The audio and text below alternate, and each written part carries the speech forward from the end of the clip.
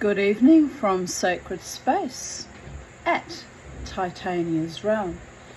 The time is 6:14 p.m. on Thursday, the 11th of December 2025. Almost halfway through December. Sunday is the first night of Hanukkah. Terribly excited about that, but I guess I've made myself quite a few Hanukkah presents because I'm still uploading it, but I posted that video of the half doll pincushion I knocked together very quickly this afternoon, and the new petticoat I made, and fixing up all my old one. Well, not all, there's a couple of old 1950s one I might turn into patchwork type petticoats, and because they're really torn in places, but I'll just sew bits and pieces on them like I did with my other one that I actually sewed little doilies and things on them. I won't do that with those ones because I'm not going to be wearing them as outerwear, but I'll just cover the tears with scraps of fabric. I'm feeling very Romany because that's what the Romany people, gypsy people, are famous for, literally wearing their clothes till they fall off their back, and being very creative with how they keep them going. And it's not a question of poverty though, it's just a question of I like my clothes and I've got certain favourites I don't really want to part with, so I decided to revamp them as much as I possibly could. And I buy most of my clothes second hand, or they get given to me. This lovely dress was actually given to me by a lady down the road, Avril. So, I get given lots of clothes, and I've actually got too much. I don't even wear, quite a few of them will have to go back to charity because I'm just not wearing them, and waste not, want not. Someone else can enjoy them. But I don't lack for clothing is what I'm saying, but I've really enjoyed getting all my petticoats fixed up because it's been annoying me for several months. I thought summer's coming and I'm going to need those lovely cotton petticoats because it's just too hot, and it's too hot to stand there with nothing on underneath, and when I go dancing the lights shine through your dress and it just looks hideous, people of Earth. And having a little lovely cotton or lawn or Swiss foil petticoat sort of soaks up the sweat. Actually feel less hot, believe it or not, with that extra bit of padding. So anyway, I'm very happy about it, but I'm so exhausted, and I'm shocked how quickly I knocked together that pincushion though. It was some sort of fire under my bum. But I think I made the whole thing in less than an hour. But I just thought, well, it'll be nice to put that little doll to good use and use it as a pincushion because I needed a pincushion. Simples. So I have the wherewithal to make a few silly little things, really. Silly little things, but practical and useful. So let us continue now reading Chapter 8 of Through the Looking Glass, and yes, here a bit of synchronicity for you. It's My Own Invention is the title of today's chapter. After a while the noise seemed gradually to die away till all was dead silence, and Alice lifted up her head in some alarm. There was no one to be seen, and her first thought was that she must have been dreaming about the lion and the unicorn and those queer Anglo-Saxon messengers. I suppose they did behave a little bit queer, didn't they? It just sounds a bit racist against Anglo-Saxons. My Anglo-Saxon ancestors take umbrage at that. But then my Viking ancestors are like, yeah, they are queer too. They were all queer, that's why we tried to kill them all. And my Anglo-Saxon ancestors are like, Not if I see you first, motherfuckers. And on it goes. It's just a constant wall going on in my head. Sometimes I have to tamp everyone down and say, that's enough out of you. Just behave yourselves. And because I'm the Mama T and, you know, a warrior goddess, they all shape up and get into line and behave themselves. I'm talking about the ancestors. I don't have control over anyone else. Although sometimes I do. I've diffused a few fights in my time just by saying, knock it off, you stupid motherfuckers. And they're so surprised to have a woman bravely take them on that they usually back right down, more out of shock than anything else. Well, it is what it is. I'm a true Phillips. I have my German, Polish ancestry on the one side and my English, Irish and Scottish on the other, and don't worry, they're all quite mad. They don't really quite gel too well. And then being Jewish, it just adds a whole new flavour to the mix. And then my love of voodoo, so you can bring in the Caribbean and ancient African flavours, although I'm a white hobbit woman, I'm quite partial to some voodoo traditions. You bring that all into the mix. And then my little bits of Ojibwa, you know, learnings over the years, like being called Mustang Quay, Mustang, wild horse woman.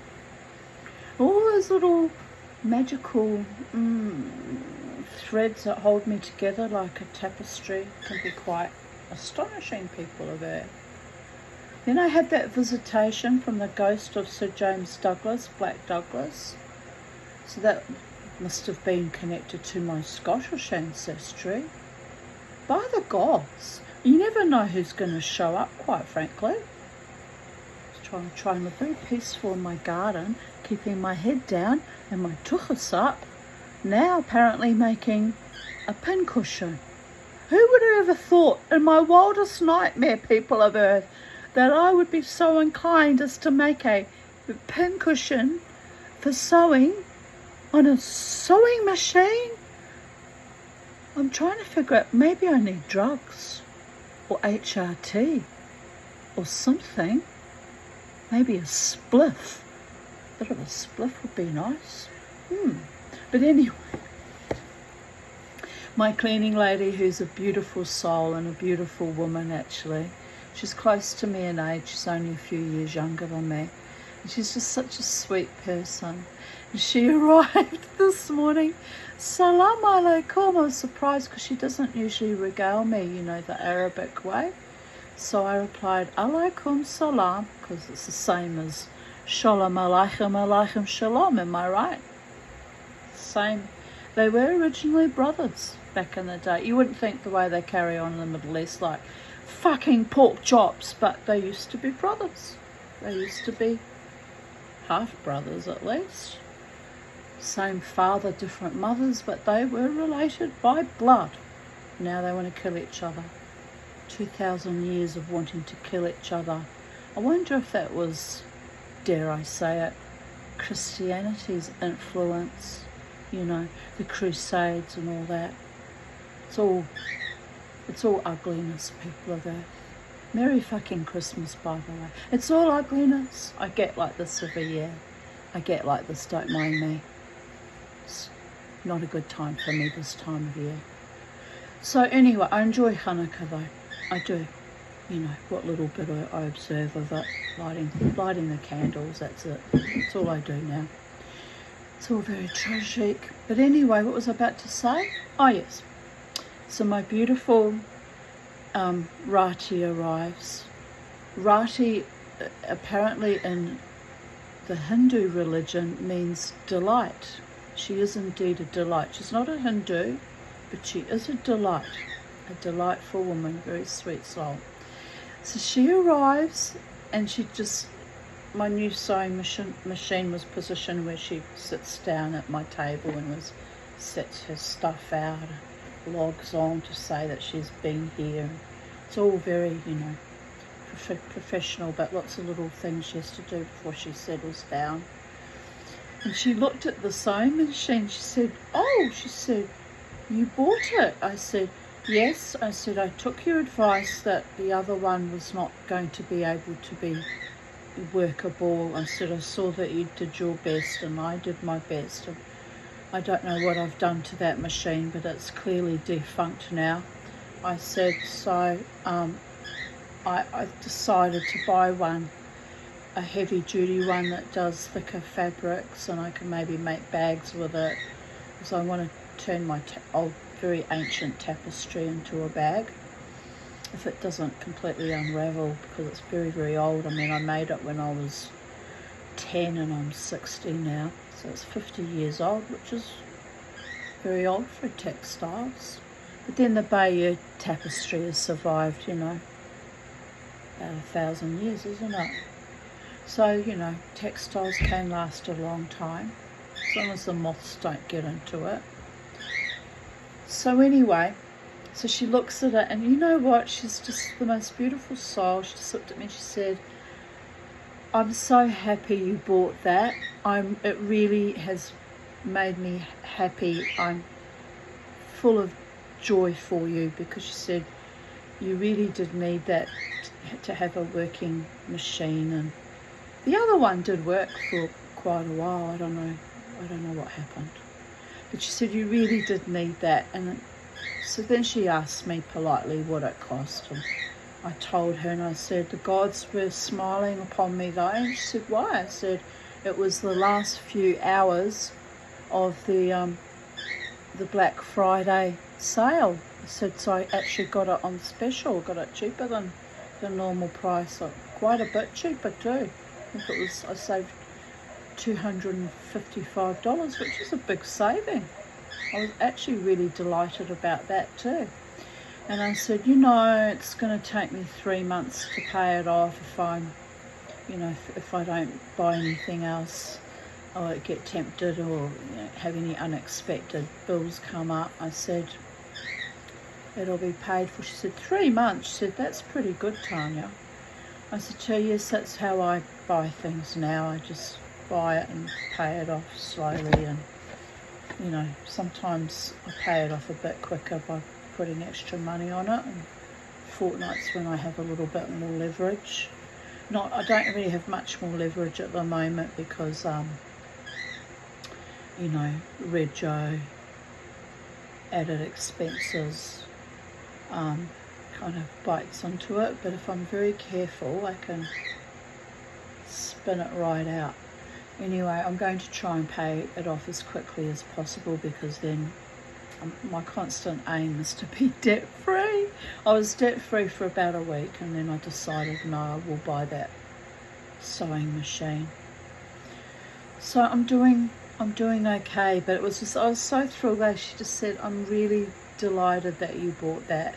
She said, it's made my day. She said, you deserve a machine that's good, that you can do more things with. And I might have a look at the other little one though, because there might be a way to fix it, but we couldn't figure it out, you know, in the stress of the moment. But you know, with a calm down attitude, I might be able to unscrew it and move the magnet back up underneath where it belongs, and get it going again. But in the meantime, I'm happy with my new machine too. So everything's happening at Sacred Space.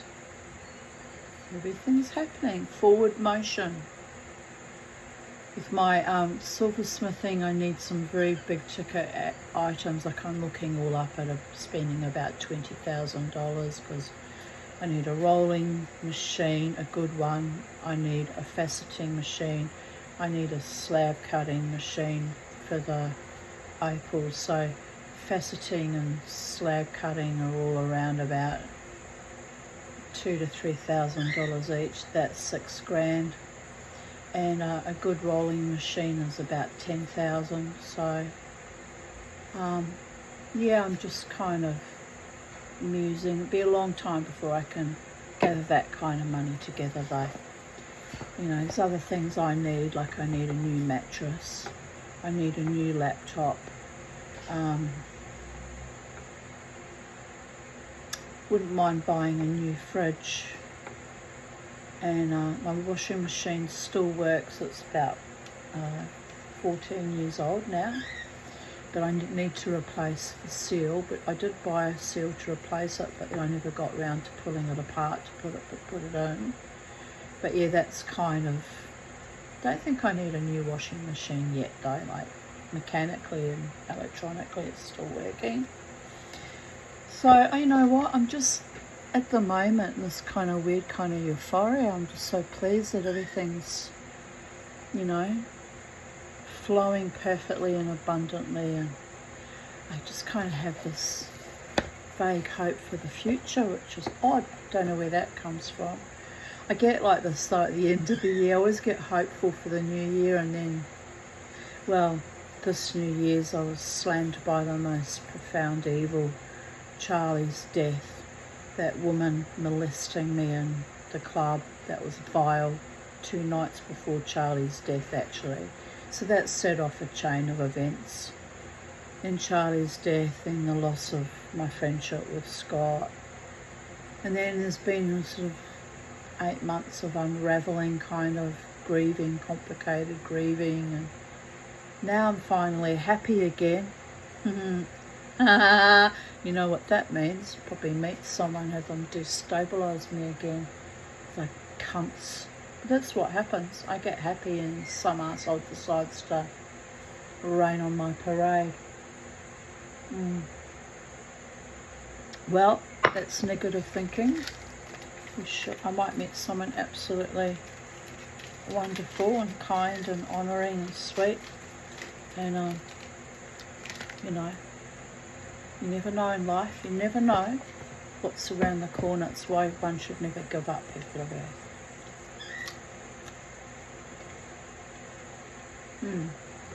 Right, so let's go back to the story. I digressed at her complaining about the queer Anglo-Saxon messengers.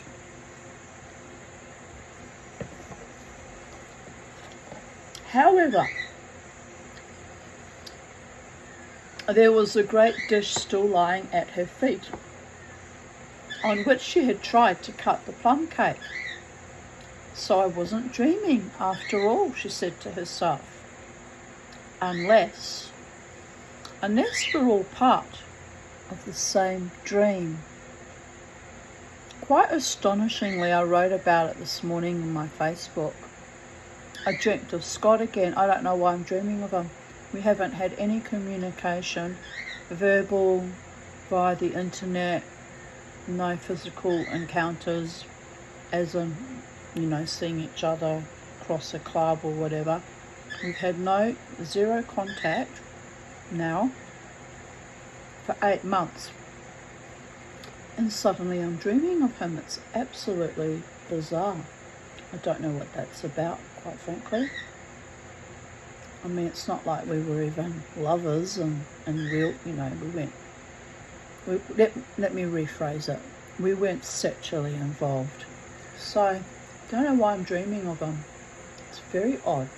I hope he's okay. I genuinely hope he's okay, because it's weird that I'm dreaming of him. But anyway, maybe just because it's, you know, the Christmas season, and I pick up on other people's emotions or intentions or energy sometimes. I don't think it doesn't mean that he's thinking about me or anything like that, don't get me wrong. But there was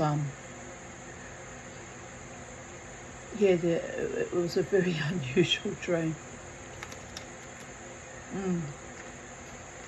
Anyway, I won't go into it on YouTube, but those of you who are on my Facebook will have read about that dream and probably thinking, Jesus, Tanya, you need to get a life, Tanya. Yes, I do. A real life with a real lover and a real man. But anyway,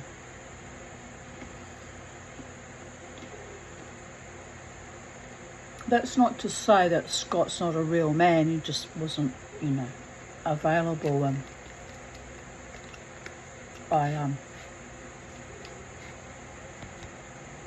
didn't like the way I was being played for some kind of fucking idiot, which was evil and cruel and sadistic on his part. And, you know, the only way to win a game is not to play. But what I mean by a real man is a man who's real with me and present with me and interested in me and wants me in his life in all aspects of, you know, life, not just a one-dimensional frottering and then flick me off like some dirty rag in favour of some other piece of arse that was frottering too. Oh dear God, yes. Sometimes I wonder if I'm a bit harsh about that, but it's because of the long history I've had of men shoving other women in my face and being really cruel like that fucking dreadlock nitwit prat Dave. Oh God, he was evil too. Really evil. He was English, and my Viking ancestors, every time I saw him I just imagined that I'd cut off his head just like the Red Queen in Alice of Wonderland. Not that I actually want him dead or wish him any harm really, but he'd just come and leer at me with some fucking troll thing, and it was ugly how he behaved. So I just think to myself, because that's all you do with people like that, people who are ugly and hateful and treat you with contempt. You just imagine that they're not there and they can't really bother you. And he kept bothering me though. He bothered me a long time. Do you know how I got rid of him in the end? Invoked Papa Legba of the voodoo gods. No trouble at all after that. And bam boom baby. Nobody pisses off the guardian of the underworld, just saying. Don't fuck with the Tanya and her guardians. It's a bit like that though. But, you know, because I have these relationships with gods and spirits and angels and fae, they don't let me have a human man.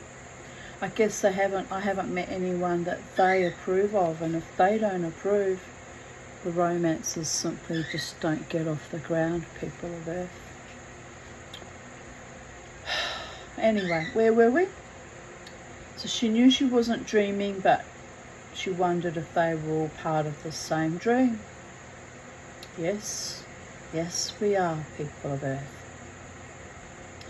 Only I do hope it's my dream and not the Red King's. I don't like belonging to another person's dream, she went on in a rather complaining tone. I've a great mind to go and wake him and see what happens. I'm laughing because it's a bit like that. Synchronicity yet again. Because I even wrote my little story this morning. Why would I be dreaming of that man? I don't even think about him. It's just a complete non-event. Gone. Out of my hair, out of my life. Gone. Bing, bam, boom, baby. So the fact that I'm dreaming of him tells me that I'm picking up on his energy. And it's odd. I don't want another soul contract like I had with Davidson that lasted 9 years after his death actually. It still pops around from time to time, floats in and out. Lets me know he's still trying to make amends for his shitty, awful behaviour when he was alive. By the gods. Those days I was a good little Kabbalist. It would not have entered my mind to invoke Papa Legba, but by the gods I wish I had. Wouldn't have had this problem, would I? Anyway.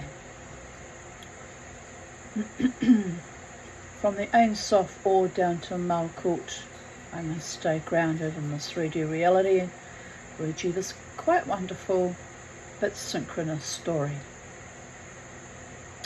At this moment, her trying to decide whether to wake him up or not, her thoughts were interrupted by a loud shouting of, "Ahoy! Ahoy! Check!" And a knight dressed in crimson armour came galloping down upon her, brandishing a great club. Just as he reached her, the horse stopped suddenly. "You're my prisoner!" the knight cried as he tumbled off his horse. Startled as she was, Alice was more frightened for him than for herself at the moment, and watched him with some anxiety as he mounted again. As soon as he was comfortably in the saddle, he began once more, "You're my—" But here another voice broke in, "Ahoy! Ahoy! Check!" And Alice looked round in some surprise for the new enemy. A bit like dancing at the live wire bar for 12 years. There was always some lacklustre, low-hung, low-calibre, arrant, fucking leering, berserker, weird-ass male trying to bother me. And I tolerated that shit for a very long time. Mama T doesn't tolerate it anymore. 3-strike rule. You annoy me, bing bam boom, baby. Simple. Right, where are my birdies? Getting ready for bed, birdie boys. Kermie slept in Bo's cage last night, refused to go to his own cage. You need to go to your own cage, Kermie. You've got your own cage for sleeping in. They love each other now, hanging out together all day long, occasionally fighting, but most of the time getting along quite nicely. Right, they're getting fractures because the sun's going down and the birds know it's bedtime, so I might have to move us out of here because I don't like to keep them up. It's not fair. Just close this blind and get ready for moving us on out.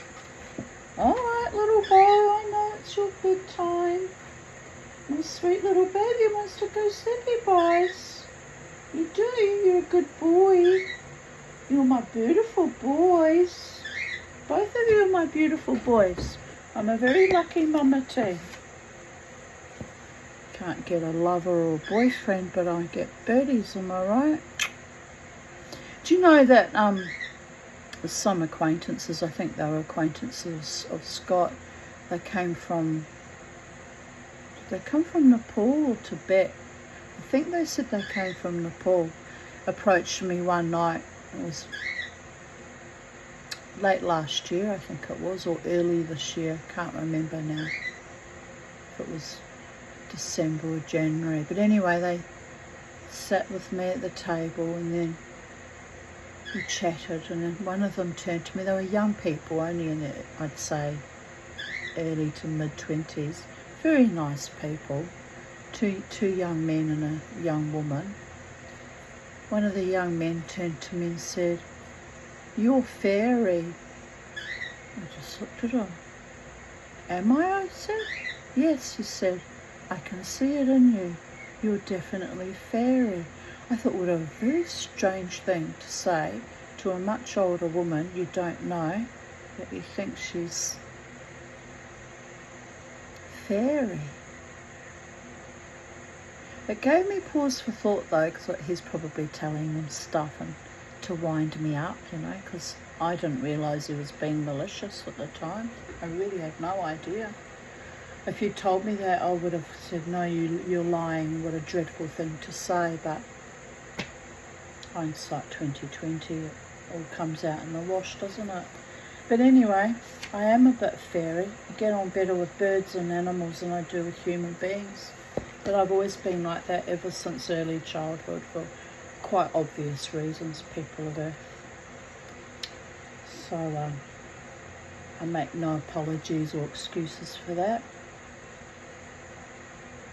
Animals and trees and birds and the lizard that visits occasionally my garden, they're all preferable to most humans that I meet out in the world. infinitely preferable. I have to be loyal to my species though, only by virtue that I am, after all, a Homo sapiens sapiens, but, you know, don't stretch the fucking loyalty too far, because most of all I find most of you, especially after the Covidian madness, utterly disgusting how you betrayed your own DNA and your own blood. The most disgusting thing I have ever lived through in my entire life. I will never, ever, ever come to terms with how everyone went into lockstep with that. It was completely insane. Utterly and completely insane. And I'm meant to be the insane one on the disability pension. Oh, the irony.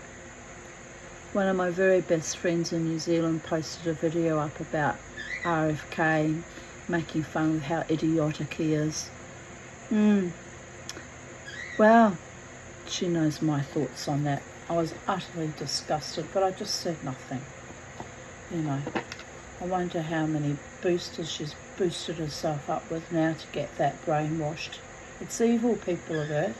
It's the most profound evil there is, but I love her, and she was a devoted friend to me, and, you know, I looked after all her cats, and she rewarded me handsomely with, you know, things I really desperately needed that were very expensive items. But mRNA has poisoned our friendship. Poisoned it, people. I blame it on the mRNA, and if she thinks that what's his name? RFK or whatever is an idiot, well, there were certain things he got right, and that was one of them. Anyway, blessed be.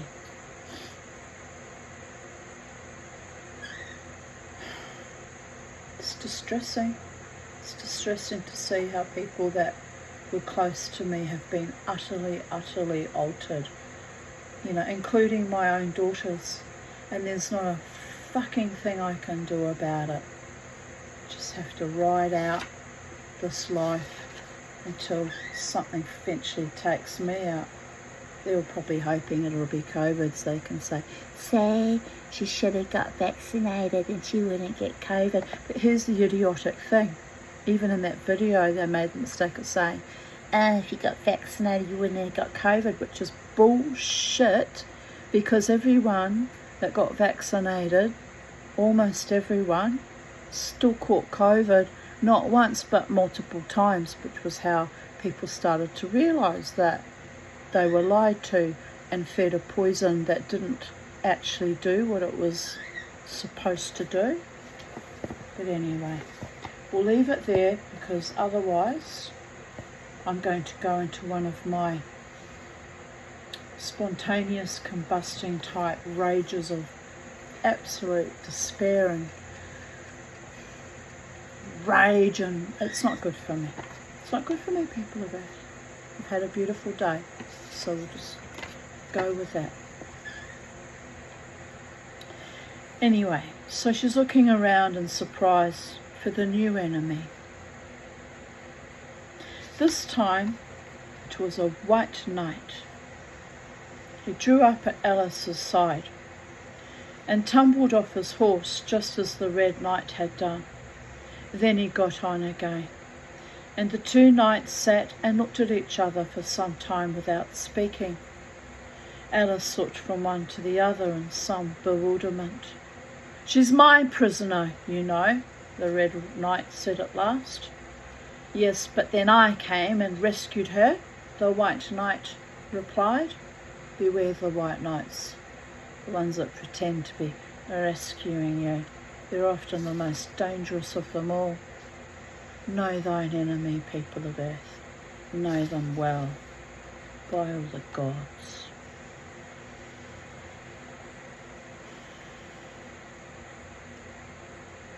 "Well, we must fight for her then," said the Red Knight, as he took up his helmet, which hung from the saddle and was something the shape of a horse's head, and put it on. It's a bit Godfather, isn't it?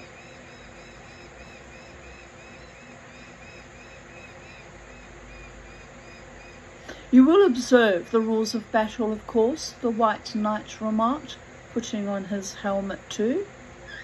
I always do, said the Red Knight, and they began banging away at each other with such fury that Alice got behind a tree to be out of the way of the blows. I wonder now what the rules of battle are, she said to herself. She watched the fight, timidly peeping out from her hiding place. One rule seems to be that if one knight hits the other, he knocks him off his horse, and if he misses, he tumbles off himself. And another rule seems to be that they hold their clubs with their arms, as if they were Punch and Judy. What a noise they make when they tumble, just like a whole set of fire irons falling into the fender. And how quiet the horses are. They let them get on and off them, just as if they were tables. The sun's nearly down, birdie boys. This is a longish chapter. Yes, what I'm going to do, we're going to pause there. I'm going to close the blind and the window. And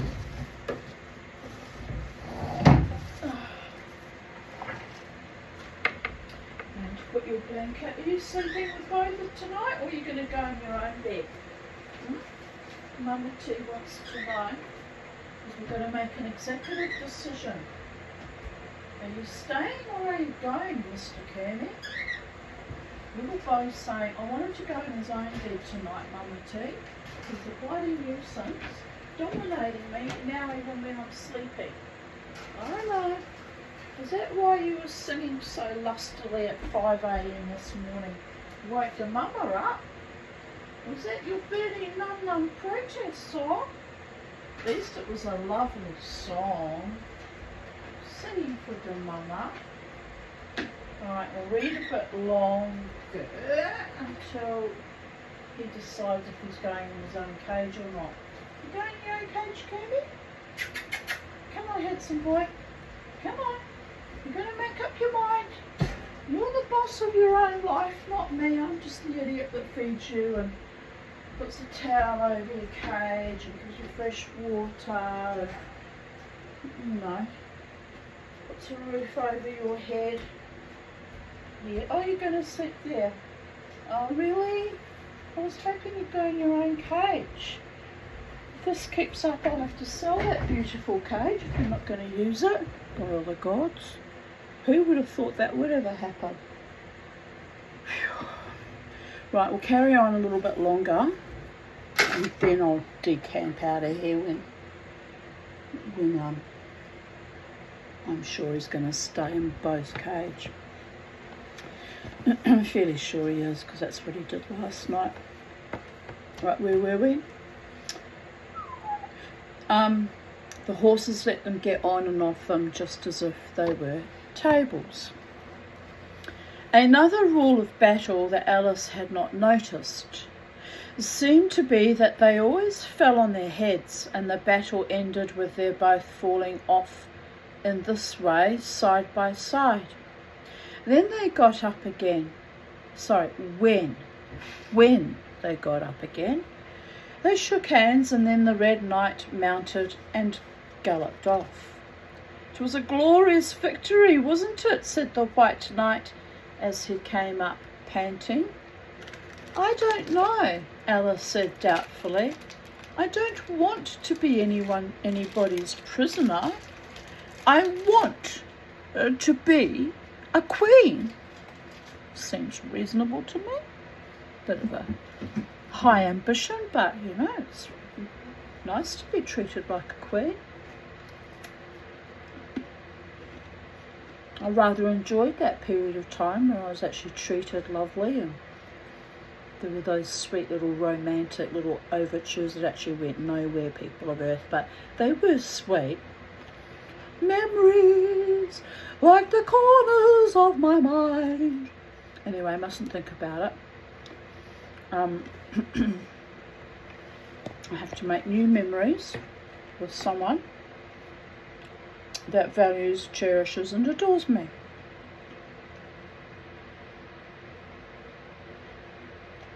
So you will, when you've crossed the next brook, said the White Knight.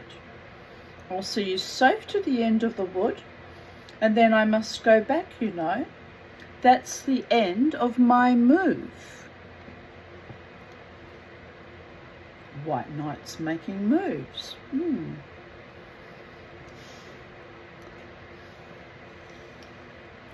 I shouldn't laugh, it's not funny. But it kind of is. Thank you very much, said Alice. May I help you off with your helmet? It was evidently more than he could manage by himself. However, she managed to shake him out of it at last. I'm so freaking thrilled about that little pincushion, can you imagine? What else can I yet achieve, people of Earth? A loving, mutually exclusive, requited, symbiotic, passionate, romantic, devoted love partnership. Wouldn't that be weird? It'd certainly be unusual. Never had one of those before.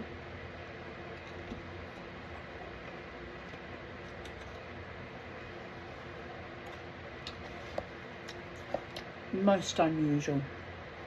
As Alice would say, curiouser and curiouser.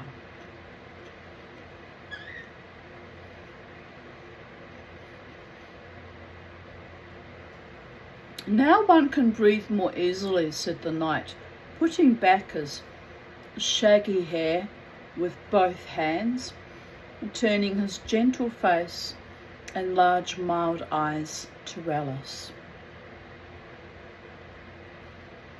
She thought she had never seen such a strange-looking soldier in all her life.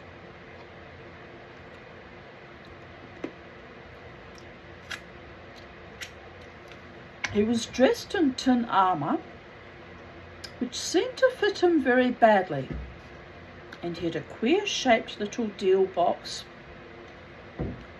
fastened across his shoulders, upside down, with the lid hanging open. Alice looked at it with great curiosity. I see you admiring my little box, the knight said in a friendly tone. It's my own invention to keep clothes and sandwiches in. You see, I carry it upside down so that the rain doesn't get in. But the things can get out, Alice gently remarked. Do you know the lid's open? I didn't know it, the knight said, a shade of vexation passing over his face. Then all the things must have fallen out, and the box is no use without them.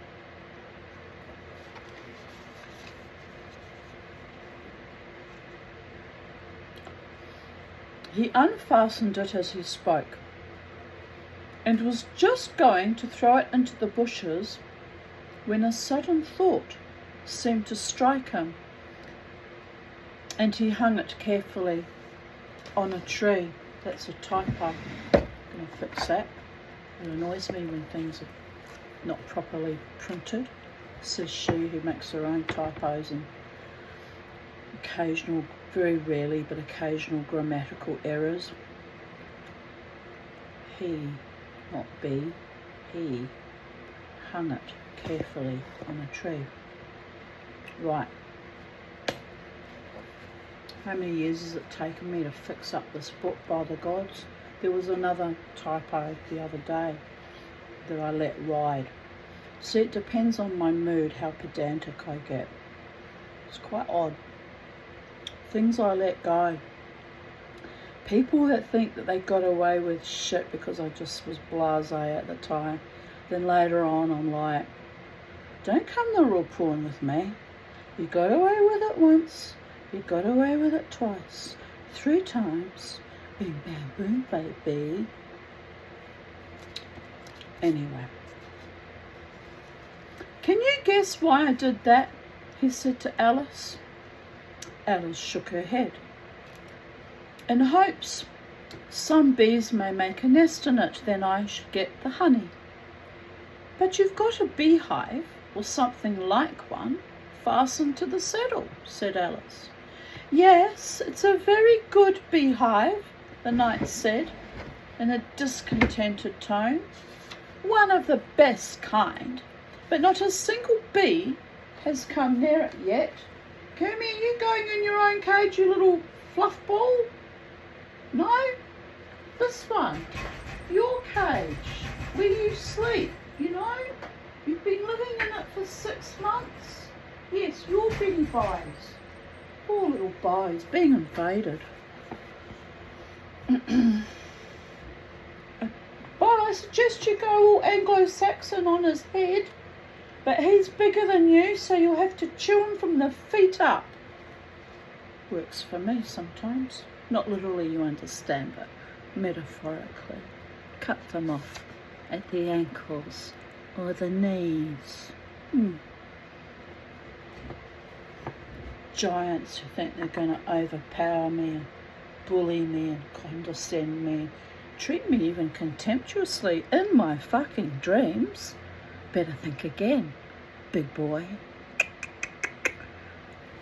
Have to remember though, it's just a dream. It's just my subconscious processing trauma, and let it go, let it go.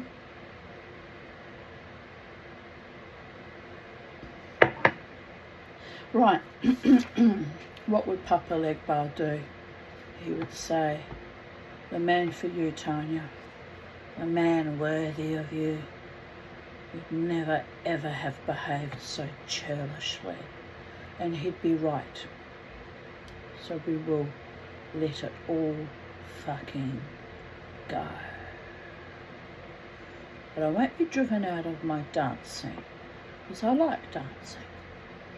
And I've done no harm to anyone, but hold true to my own truth and value as a woman. Hold my sexuality carefully wound up and pristine. Kept myself safe, as I have every right to, and the rest is history, people of Earth. The other thing is a mouse trap. I suppose the mice keep the bees out, or the bees keep the mice out. I don't know which.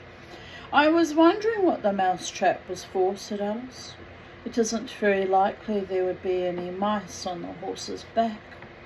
Not very likely, perhaps, said the knight, but if they do come, I don't choose to have them running all about. You see, he went on after a pause, it's as well to be provided for everything. That's the reason the horse has all those anklets round his feet. But what are they for? Alice asked in a tone of a great curiosity. Yes. To guard against the bites of sharks, the knight replied.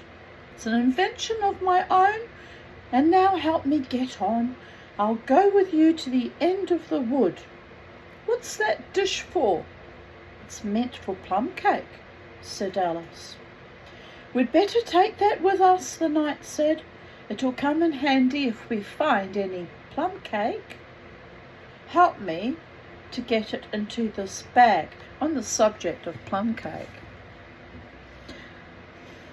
I had every intention of baking a cheesecake today. Got a craving for cheesecake, which is salubrious, not necessarily all that good for me given that I'm lactose intolerant. But anyway, cravings happen in psychedelic dreamer the Tanya's world. So I bought Philadelphia cheese with which to make the cheesecake, and then I couldn't remember which recipe I was going to make and which one, so I even bought Greek yogurt, and I even bought lactose-free cream, which is the only lactose-free thing that'll be in the whole fakakta cake. Dear goddess. And then I have a jar of Morello cherries. I thought I'll just make a kind of a, Black Foresty type cheesecake. That was the plan.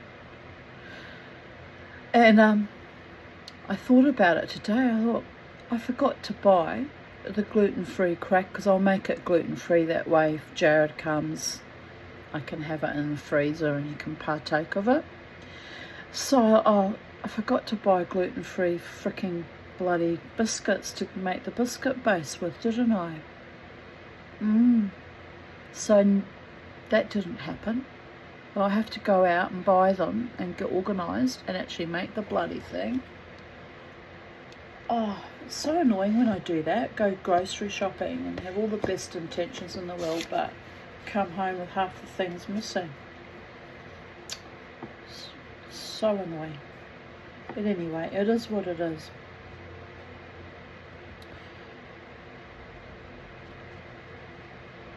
This took a long time to manage, though Alice held the bag open very carefully, because the night was so very awkward in putting in the dish.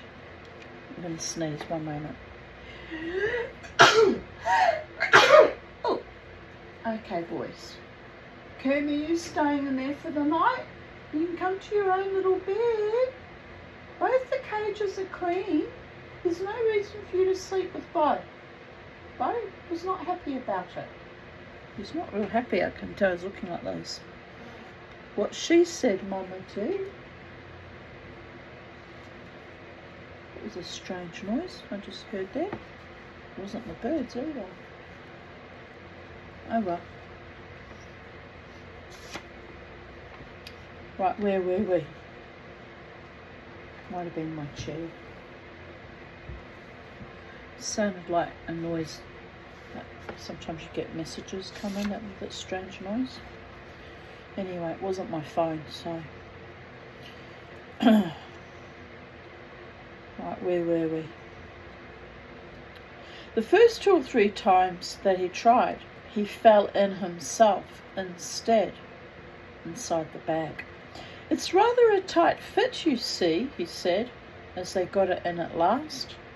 There are so many candlesticks in the bag. And he hung it to the saddle, which was already loaded with bunches of carrots and fire irons and many other things. Here's a picture of the knights declaring, "You're my prisoner," falling on his tuchus, on his backside. "I hope you've got your hair well fastened on," he continued as they set off. "Only in the usual way," Alice said, smiling. "That's hardly enough," he said anxiously. "You see, the wind is so very strong here.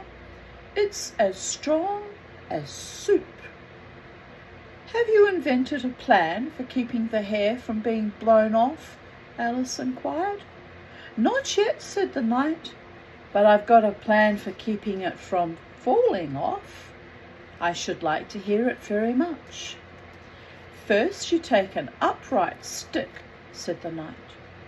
"Then you make your hair creep up it like a fruit tree. Now the reason hair falls off is because it hangs down. Things never fall upwards, you know.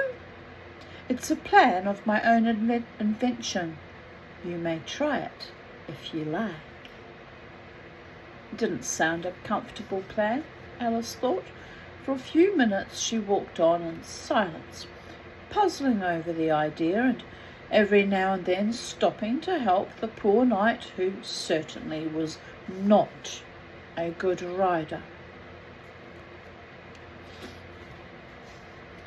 Whenever the horse stopped, which it did very often, he fell off in front, and whenever it went on again, which it generally did rather suddenly, he fell off behind. Otherwise, he kept on pretty well, except that he had a habit of now and then falling off sideways. And as he generally did this on the side on which Alice was walking, she soon found that it was the best plan not to walk quite close to the horse. "I'm afraid you've not had much practice in riding," she ventured to say, as she was helping him up with the 5th tumble. The knight looked very much surprised and a little offended at the remark. "What makes you say that?" he asked, as he scrambled back into the saddle, keeping hold of Alice's hair with one hand to save himself from falling over on the other side. "Because people don't fall off quite so often when they've had much practice." "I've had plenty of practice," the knight said very bravely. "Plenty of practice?" Alice could think of nothing better to say than, "Indeed," but she said it as heartily as she could.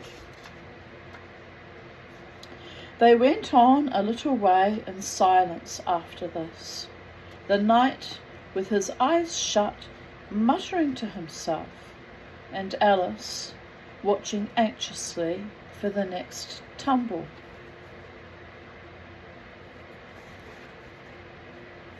Yes, we're going to move out. We're going to move out, people of Earth. Are we still filming?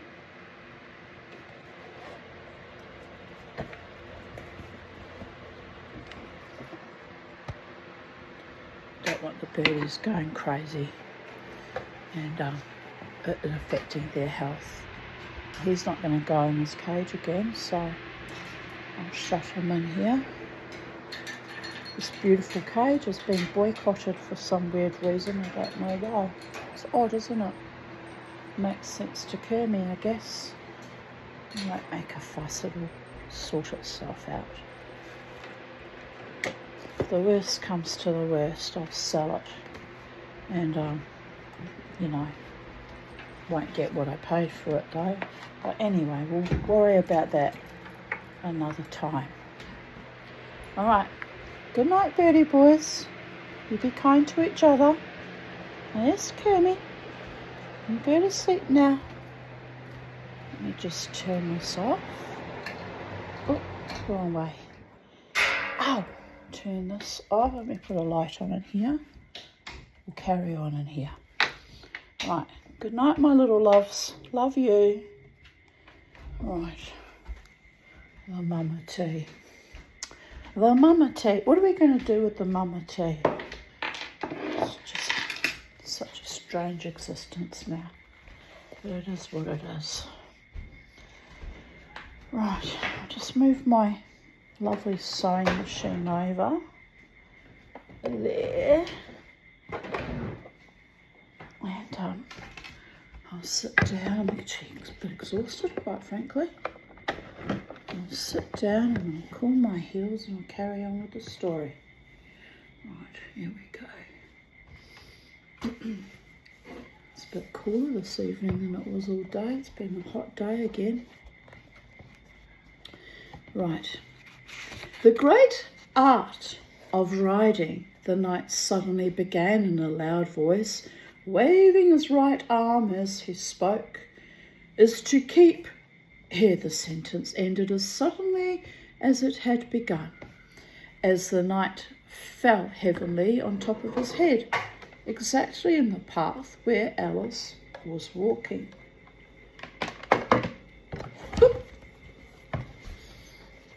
She was quite frightened this time and said in an anxious tone, as she picked him up, "I hope no bones are broken."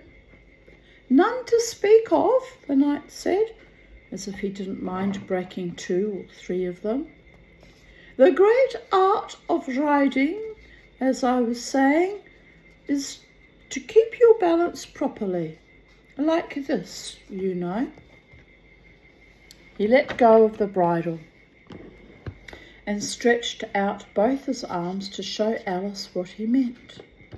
And this time he fell flat on his back, right under the horse's feet. "Plenty of practice," he went on repeating, all the time that Alice was getting him on his feet again. "Plenty of practice." "It's too ridiculous," cried Alice, losing all her patience this time. "You ought to have a wooden horse on wheels, that you ought." "Does that kind go smoothly?" the knight asked in a tone of great interest, clasping his arms around the horse's neck as he spoke, just in time to save himself from tumbling off again. "Much more smoothly than a live horse," Alice said, with a little scream of laughter, in spite of all she could do to prevent it. "I'll get one," the knight said thoughtfully to himself. "One or two, several." There was a short silence after this, and then the knight went on again. "I'm a great hand at inventing things. Now I dare say you noticed, the last time you picked me up, that I was looking rather thoughtful." "You were a little grave," said Alice. "Well, just then I was inventing a new way of getting over a gate. Would you like to hear it?" "Very much indeed," Alice said politely. "I'll tell you how I came to think of it," said the knight. Just need to put this back together, keep this together, and go back in my machine compartment, because if I lose it, I will go quietly insane, people. You mustn't go quietly insane. If we're going to go insane, it must be outrageous, it must be an extravaganza, it must be a fait accompli, it must be wild, it must be carefree, it must be spontaneous. But I shan't go mad.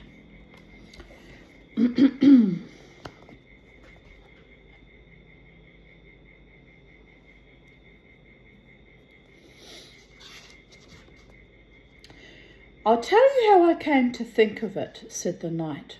"You see, I said to myself, the only difficulty is with the feet. The head is high enough already. Now first I put my head on the top of the gate, then the head's high enough. Then I stand on my head, then the feet are high enough, you see. And then I'm over, you see." "Yes, I suppose you'd be over when that was done," Alice said thoughtfully. "But don't you think it would be rather hard?" "Haven't tried it yet," the knight said gravely, "so I can't tell for certain, but I'm afraid it would be a little hard." He looked so vexed at the idea that Alice changed the subject hastily. "What a curious helmet you've got," she said cheerfully. "Is that your invention too?" The knight looked down proudly at his helmet, which hung from the saddle. "Yes," he said, "but I've invented a better one than that, like a sugar loaf. When I used to wear it, if I fell off the horse, it always touched the ground directly. So I had a very little way to fall, you see. But there was the danger of falling into it, to be sure. That happened to me once, and the worst of it was, before I could get out again, the other white knight came and put it on. He thought it was his own helmet." The knight looked so solemn about it that Alice did not dare to laugh. "I'm afraid you must have hurt him," she said in a trembling voice, "being on the top of his head." "I had to kick him, of course," the knight said very seriously. And then he took the helmet off again, but it took hours and hours to get me out. I was as fast as lightning, you know. "But that's a different kind of fastness," Alice objected. The knight shook his head. "It was all kinds of fastness with me, I can assure you," he said. He raised his hands in some excitement as he said this, and indignantly rolled out of the saddle and fell headlong into a deep ditch. Alice ran to the side of the ditch to look for him. She was rather startled by the fall, as for some time he had kept on very well, and she was afraid that he really was hurt this time. However, though she could see nothing but the soles of his feet, she was much relieved. That's spelt wrong too. It says here relived. Haven't got a pen handy. Well, anyway, I corrected her. She was much relieved to hear that he was talking in his usual tone. All kinds of fastness, he repeated, but it was careless of him to put another man's helmet on, with the man in it too. How can you go on talking so quietly, head downwards? Alice asked, as she dragged him out by the feet and laid him in a heap on the bank. The knight looked surprised at the question. What does it matter where my body happens to be? He said. My mind goes on working all the same.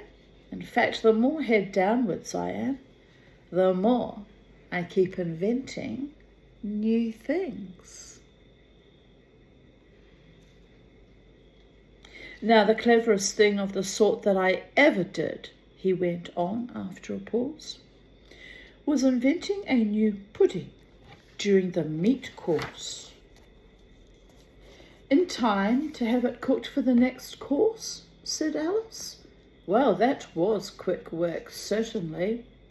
Well, not the next course, the knight said in a slow, thoughtful tone.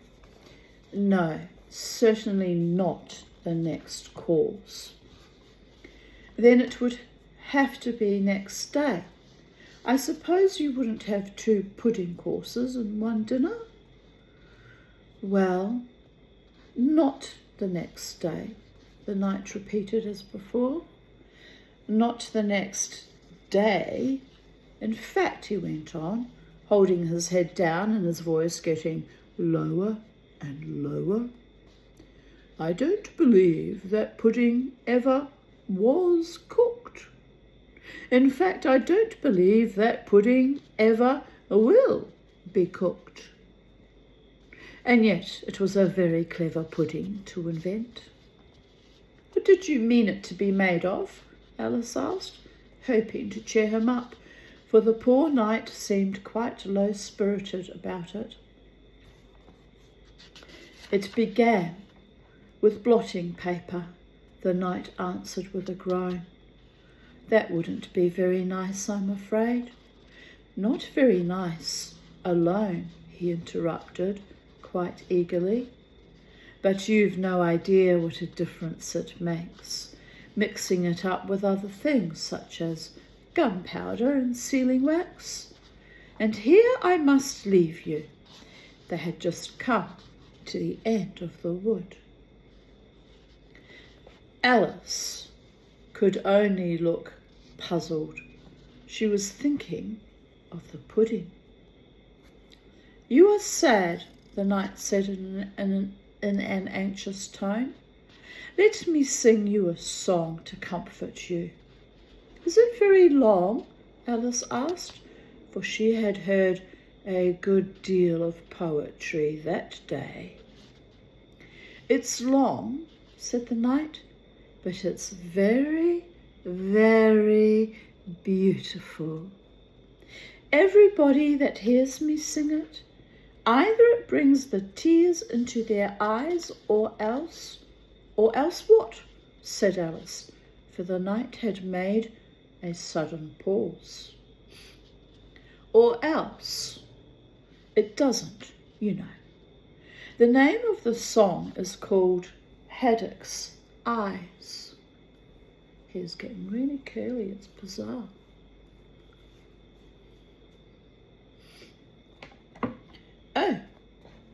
That's the name of the song, is it? Alice said, trying to feel interested. No, you don't understand, the knight said, looking a little vexed. That's what the name is called. The name really is The Aged Man. Then I ought to have said, that's what the song is called, Alice corrected herself. No, you oughtn't. That's quite another thing. The song is called Ways and Means, but that's only what it's called, you know.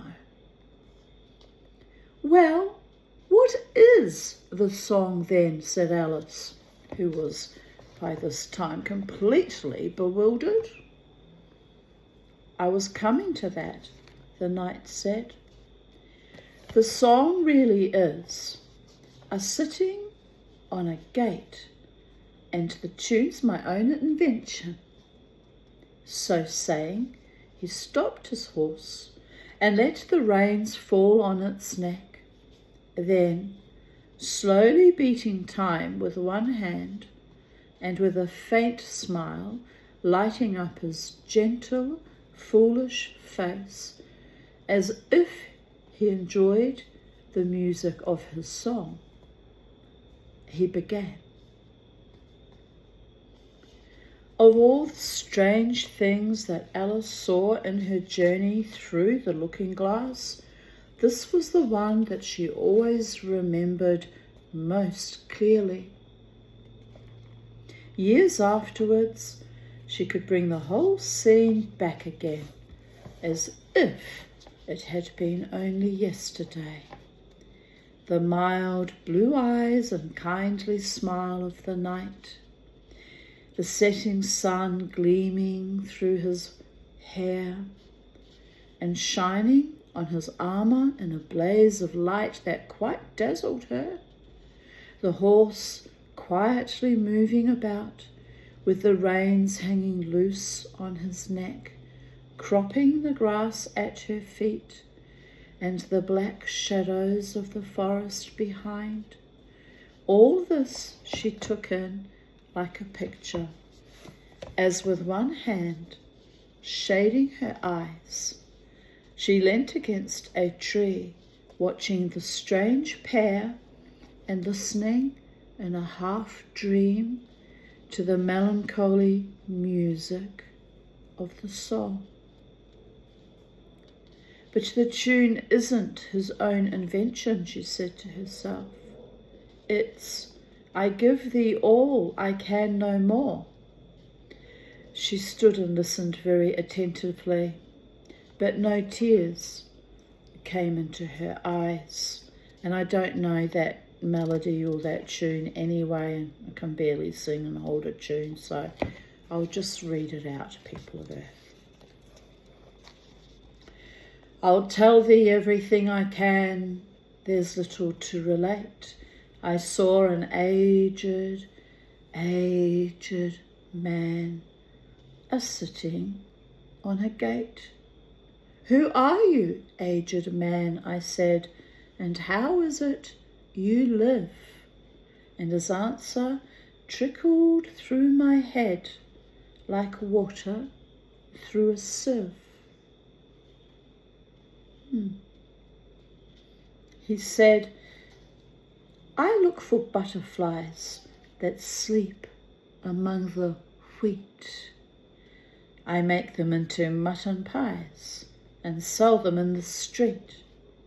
I sell them unto men, he said, who sail on stormy seas. And that's the way I get my bread. A trifle, if you please. But I was thinking of a plan to dye one's whiskers green, and always use so large a fan that they could not be seen. So, having no reply to give to what the old man said, I cried, Come, tell me how you live, and thumped him on the head.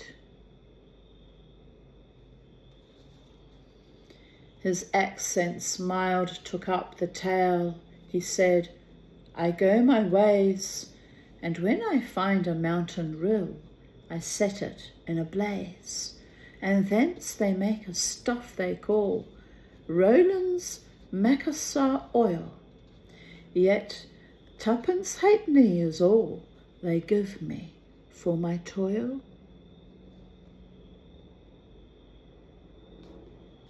But I was thinking of a way to feed oneself on batter, and so go on from day to day, getting a little fatter.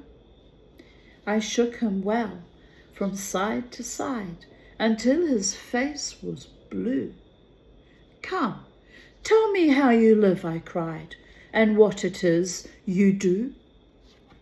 He said, I hunt for haddocks' eyes among the heather bright, and work them into waistcoat buttons in the silent night. And these I do not sell for gold, or coin of silvery shine, but for a 2.5 halfpenny, and that will purchase 9. I sometimes dig for buttered rolls, or set limed twigs for crabs. I sometimes search the grassy knolls for wheels of handsome cabs. And that's the way, he gave a wink, by which I get my wealth, and very gladly will I drink your honour's noble health.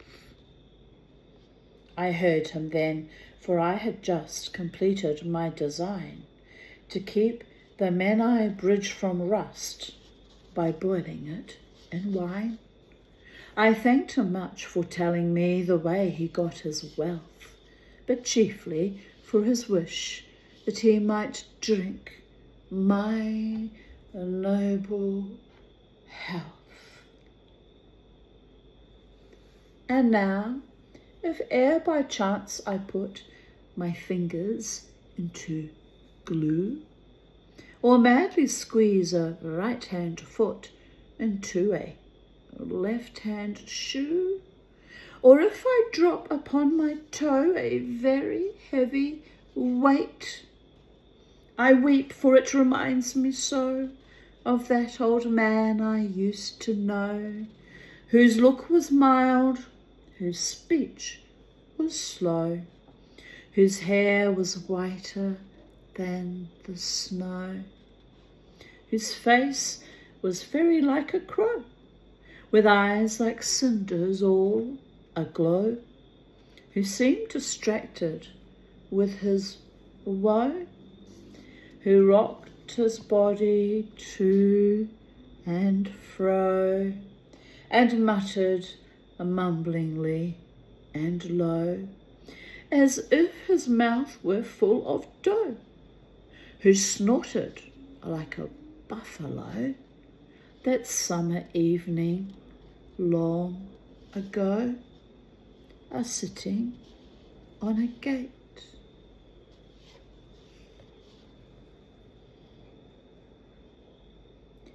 As the knight sang the last words of the ballad, he gathered up the reins and turned his horse's head along the road by which they had come. You've only a few yards to go, he said, down the hill and over that little brook, and then you'll be a queen. But you'll stay and see me off first, he added, as Alice turned with an eager look in the direction to which he pointed. I shan't be long. You'll wait and wave your handkerchief when I get to that turn in the road. I think it'll encourage me, you see. Of course I'll wait, said Alice, and thank you very much for coming so far and for the song. I liked it very much. I hope so, the knight said doubtfully, "but you didn't cry so much as I thought you would."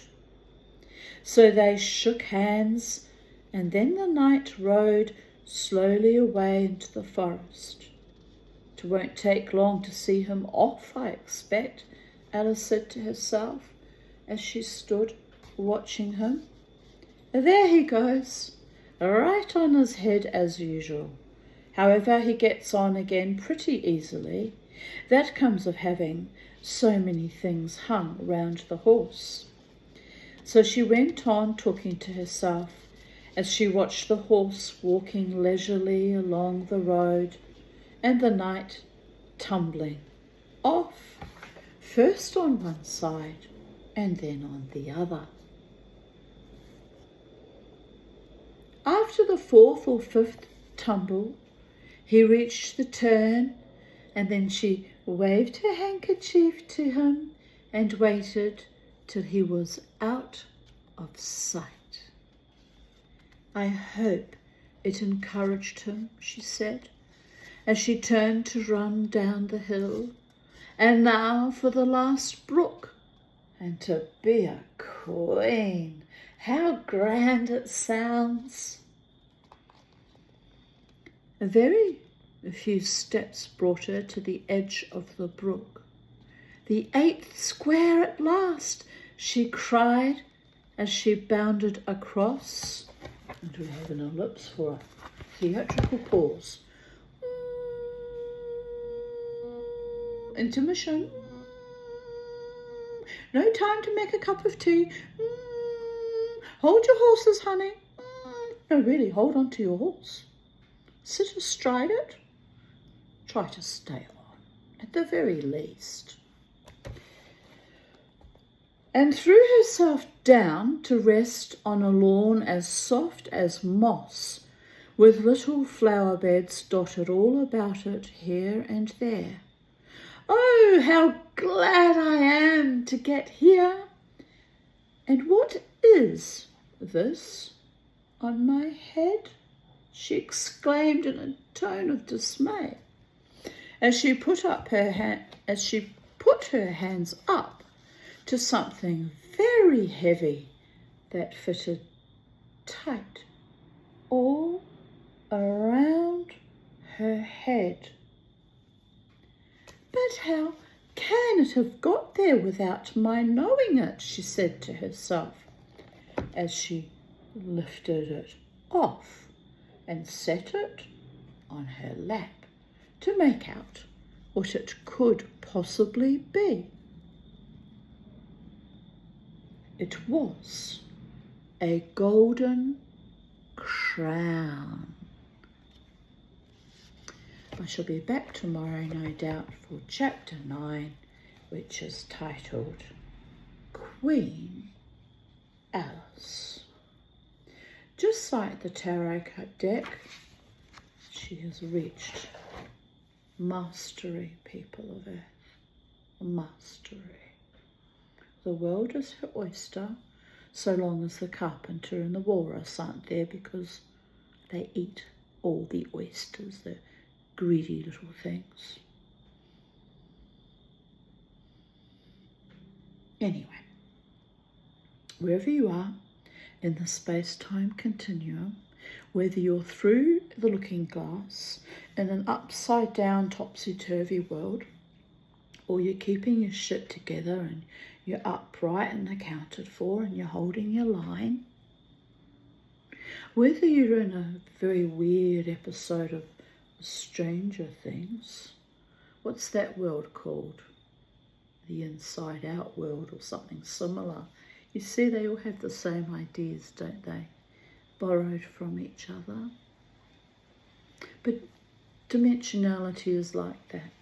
Apparently it's all layers upon layers upon layers, and occasionally they bleed into each other, and there's a bit of a soul recognition, or, unexpected sightings of UAP or UFOs or fairies or cryptids or other unexpected things when our dimensions, cross over into each other. Can you imagine how freaked out they would be when they see us? Highly intelligent primates scrabbling around, thinking we're all so important. We've got so much to offer. Just biding time in the inside-out world. It is what it is. But I'm having a lovely time in recent. Actually, I've had a lovely time. I don't know what brought that about actually, but roughly September, I started to move into this happier times.